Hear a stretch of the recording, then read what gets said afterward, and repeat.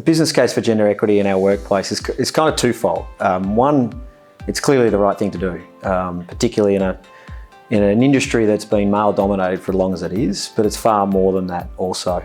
The case for gender equity means that you're a better organisation, you perform better.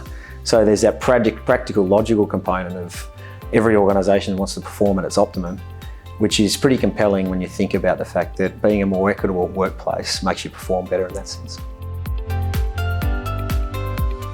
First step to improving gender equity was us aligning as an organisation on the why. That wasn't very difficult to do. We understood the benefits of it, and we also understood that we had a long way to go to really improve in this area. Once that we'd aligned on the why, it was really about the how. And from that perspective, for us to be able to lean into resources like the CEOs for Gender Equity, other independent experts to help us develop and implement our first diversity and inclusion action plan was really important. So it's great to feel like this is the right thing to do, but to be able to action it and have processes and systems and direction to ensure that we knew how to go about it was really important.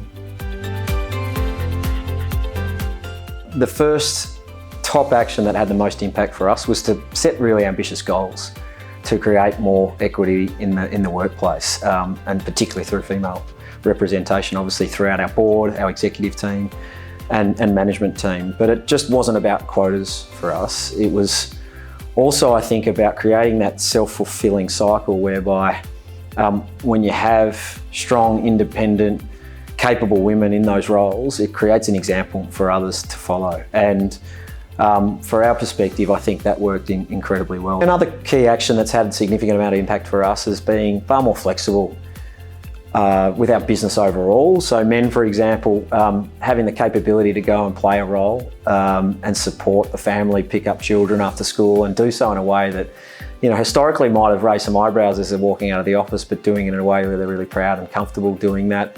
Parental leave in general, and again, coming into a contemporary age where it's not just about a woman taking leave. Once the family have had a child, the male figure can do that as well too. So making sure that we just as equitable as we can be, and that helps, I think, you know, spread the word much more effectively. For us, I think initially we thought that awareness was something that was going to really drive gender equity for us, and that good intent might have helped us go along the way. But the intent's one thing, but then having action behind it was the critical piece from our perspective. So I touched upon it before in relation to ensuring that we had actionable goals, we're able to hold ourselves to account and really drive the outcomes to become better, and a more equitable workplace was really important. I think the most significant change over the last 12 to 18 months for us in our workplace goes back to that self-fulfilling cycle I talked about. You know, we've seen, you know, far more stronger representation of women in leadership roles within our business, and that's created examples. It's created real life scenarios where whether they be women who are currently in our workplace, see a path for them for professional development and progression in their careers. So not only help you retain great resources in that sense, but also become an attractive workplace for those external as well.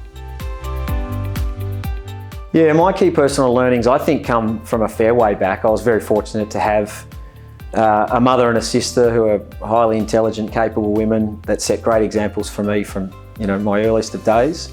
That carries through today from a personal level, where my wife and now 21-year-old daughter are highly intelligent, capable, professional women who are leaders in their own right. And I think that really helped me. In my 15 or so years as a CEO, it was just second nature for me to promote and bring onto executive and leadership position roles women who are incredibly capable. It was just the best person for the role, and that's helped every organisation I've been in perform better in that sense. I think the other key learning for us is we've still got a really long way to go.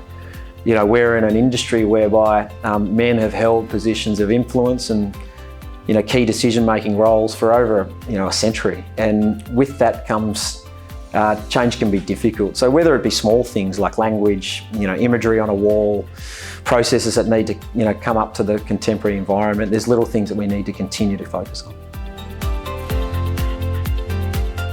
Other CEOs should join CGE based on the phenomenal resources and support they provide, both within the organisation that is CEOs for gender equity, but then the network that comes with it as well, where you've got contemporaries who are going through similar things, might have overcome challenges that you're facing at this point in time, might have stories of mistakes they've made that you might be able to avoid. It's just a phenomenal network of like-minded people who are so readily available to assist and enthusiastic to assist us all on what's a really important journey. It's just made us better. You know, from a personal perspective, obviously me being the CEO, having such ready access to the resources that CGE provide has been an enormous support for me on a professional level, but clearly the resources go beyond just me.